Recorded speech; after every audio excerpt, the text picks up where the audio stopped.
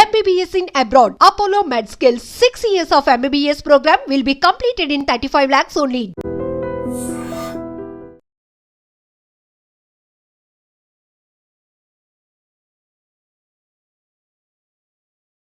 Welcome to iDream channel. This is Pavan. మొన్న అహ్మదాబాద్ లో జరిగిన తీవ్ర సంఘటన మీ అందరికీ గుర్తుంది కదా. ఎయిర్ ప్లేన్ క్రాష్ అయ్యి బోయింగ్ ప్లేన్ కొన్ని వందల మంది చనిపోవడం జరిగింది.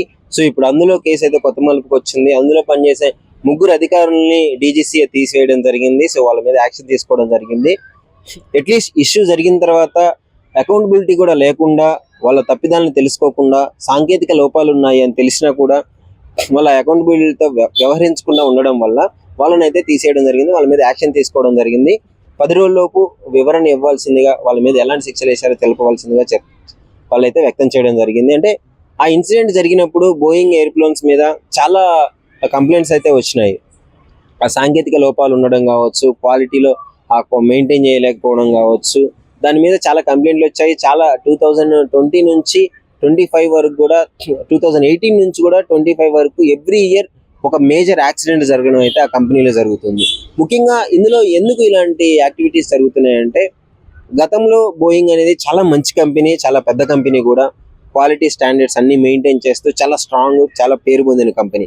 ఆ తర్వాత కాంపిటీషన్ రావడము, మార్కెట్లోకి కొత్త కంపెనీస్ రావడము, ఈ విధంగా జరగడం వల్ల వీళ్ళు కూడా వాళ్ళని బీట్ చేయాలి అన్న ఉద్దేశంతో కొంచెం కాంప్రమైజ్ అవ్వడము, కొంచెం క్వాలిటీ మెజర్స్ లేకుండా, మెయింటైన్ చేయకుండా వాళ్ళు ఇష్టం వచ్చినట్టు మెయింటైన్ చేయడము జరుగుతుంది. ఎందుకంటే అందులో చిన్న లోపం ఉన్నా కానీ కొన్ని వందల ప్రాణాలు గాలిలోనే కలిసిపోవడం జరుగుతుంది. సో ఇలాంటి పరిస్థితుల్లో చాలా స్టాండర్డ్స్ ని మెయింటైన్ చేయాలి. అలా చేయకపోవడం వల్లనే ఈ బోయింగ్ ఎయిర్ప్లేన్స్ అనేవి ఈ విధంగా తయారవడం జరుగుతుంది. అంటే గతంలో కూడా చూసుకున్నప్పుడు కూడా చాలా మంది చనిపోవడం జరిగింది. మొన్నటికి మొన్న ఇన్సిడెంట్, అహ్మదాబాద్ లో ఇన్సిడెంట్ తర్వాత కూడా బ్యాటరీ మంటలు చెలరేగడం జరిగింది నెక్స్ట్ వెళ్ళే ప్లేన్ లో. అందుకే ఆ బోయింగ్ ప్లేన్స్ ని కూడా ఆ మోడల్ అయితే ఆపించడం జరిగింది, సో టెంపరీగా. సో ఇన్ని జరుగుతున్నా కానీ వాళ్ళు కనీసం అకౌంటబిలిటీ లేకుండా, అట్లీస్ట్ వీటిని స్టాండర్డ్స్ మెయింటైన్ చేయకుండా ఉండడం వల్లనే డీజీసీఏ వాళ్ళ మీద చాలా సివియర్ గా యాక్షన్ తీసుకోబోతుందని చెప్పేసి, ఆగ్రహం వ్యక్తం చేస్తుందని చెప్పేసి తెలుస్తుంది. ఇప్పుడు బ్రేకింగ్ న్యూస్ ఇవన్నీ జరిగిన తర్వాత కూడా ముందు కూడా ఇట్లాంటి స్టాండర్డ్స్ మెయింటైన్ చేయకుండా ఉన్నట్లయితే సో ఈ కంపెనీ నష్టాల పాలవుతుందని చెప్పడం మాత్రం ఆశ్చర్యపోనవసరం అవసరం లేదు. కానీ అంటే గాల్లోనే ఈ విధంగా సాంకేతిక లోపం రావడము, ఇట్లా మెయింటైన్ చేయకపోవడము, వీళ్ళు మెయిన్ గా బ్యాటరీస్ ఏవైతే ఉన్నాయో వాటిని ఇప్పుడు ప్లేన్స్ లో ఎక్కువగా ఏం చేస్తారంటే వెయిట్ ప్రాసెస్ ఉంటుంది. వెయిట్ ని ఎంతవరకు తగ్గించగలిగితే అంతవరకు తగ్గించుకొని క్వాలిటీ మెయింటైన్ చేయాలి. కానీ వీళ్ళు ఏం చేశారంటే అంతకు ముందు వచ్చే అడ్వాన్స్ బ్యాటరీలు యూజ్ చేసి ఒక 60% వరకు వీళ్ళు వెయిట్ ని తగ్గించే ప్రయత్నం అయితే చేశారు.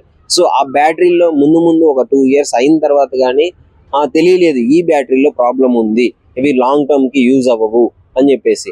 సో అవి మంటలు చెలరేగడము, బ్లాస్ట్ అవ్వడము, సో ఇలాంటివన్నీ జరగడం వల్లనే ఇందులో ఇలాంటి యాక్సిడెంట్లు అనేవి మొదలవుతున్నాయి. సో వీళ్ళు ఇప్పటికైనా తెలుసుకొని మారి ఈ బోయింగ్ కంపెనీ వాళ్ళు మంచి స్టాండర్డ్స్ మెయింటైన్ చేస్తే బాగుంటుందని చెప్పేసి. క్వాలిటీ చాలా ఇంపార్టెంట్. అంటే గాల్లో ఎగిరే పక్షులు కూడా వచ్చి తగిలితే ఈ ప్లేన్ డ్యామేజ్ అయ్యేంత చీప్ క్వాలిటీ వీళ్ళు మెయింటైన్ చేయడం జరుగుతుంది కదా. సో వీటిని అధిగమించాలి. మెయిన్ గా ప్లేన్ క్రాష్ అవ్వడానికి కూడా చాలా రీజన్స్ ఉంటాయి. మెయిన్ ఆ విండ్ వెదర్ ఎఫెక్ట్ కావచ్చు, ఇంకోటి పక్షులు, గాల్లో ఎగిరే పక్షులు 10,000 feet 15,000 feet లో కూడా ఎగిరే పక్షులు ఉంటాయి. సో ఇవి సడన్ గా ఆ ఫ్యాన్ లోకి వెళ్ళడం కావచ్చు, ఇంకోటి ఇంజిన్స్ ఖరాబ్ అవ్వడము. మేజర్ గా ఇన్సిడెంట్ వల్ల ప్రమాదం జరగదు, ఎందుకంటే ఈ ప్లేన్ కి 2 ఇంజిన్స్ ఉంటాయి కదా. సో ఇందులో ఒకటి ఖరాబ్ అయినా సరే ఒకదాని ద్వారా ల్యాండ్ అయ్యే ఆ పద్ధతి అయితే ఉంటుందో, ఒకదాని ద్వారా ల్యాండ్ చేయొచ్చు కూడా. సో పైగా మొన్న జరిగిన ఆ ప్లేన్ క్రాష్ లో అయితే దాదాపు ఎక్స్పీరియన్స్డ్ పైలట్స్ ఉన్నారు. సో వాళ్ళ సైడ్ నుంచి ఎలాంటి మిస్టేక్ లేదు. కానీ వీళ్ళు మెయింటైన్ చేసిన ఆ చీప్ క్వాలిటీ వల్లనే ఈ విధంగా ప్రమాదాలు జరుగుతున్నాయి.